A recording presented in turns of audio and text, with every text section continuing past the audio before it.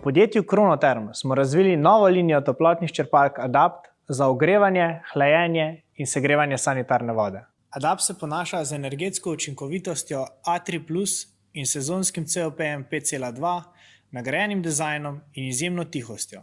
Z njo ogrevamo več vrst objektov, od manjših do velikih, novogradenj, starejših objektov ter tudi tiste z radiatorji. Pri Kronotermu prisegamo na inovacije in tehnologijo. Zato smo zasnovali poseben sistem hlajenja in rekuperacije odpadne toplote elektronskega pogona kompresorja. Uporabili smo novo hladivo R452B, ki je bolj učinkovito, lažje razgradljivo in ima za kar 67% nižji ogljični odtis od obstoječih hladiv. Complete Weather Protection tehnologija omogoča površinsko in zunanjo zaščito uparjalnika pred vremenskimi vplivi. Zaradi vse bolj strnjenih naselij je toplotna črpalka Adapt načrtovana tako, da je skoraj neslišna. Njeno delovanje lahko na razdalji 4 metrov primerjamo s šepetom, ki znaša 30 decibelov zvočnega tlaka. Nizko hrupnost omogočajo velik uparjalnik z majhnim zračnim uporom, velik ventilator z variabilno hitrostjo ter materiali za absorpcijo hrupa in dušenje vibracij.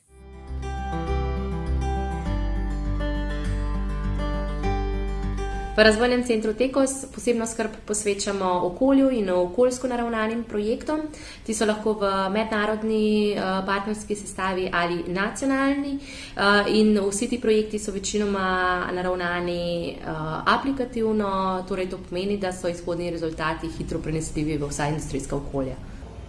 Vpeljujemo nove biorazgradljive materiale na osnovi odpadnih surovin biomase, izkazujemo tehnološko učinkovitost uporabe recikliranih materialov, predvsem pa skrbimo za nižji okoljski odtis novih proizvodov oziroma kar celotnih industrijskih proizvodnih linij.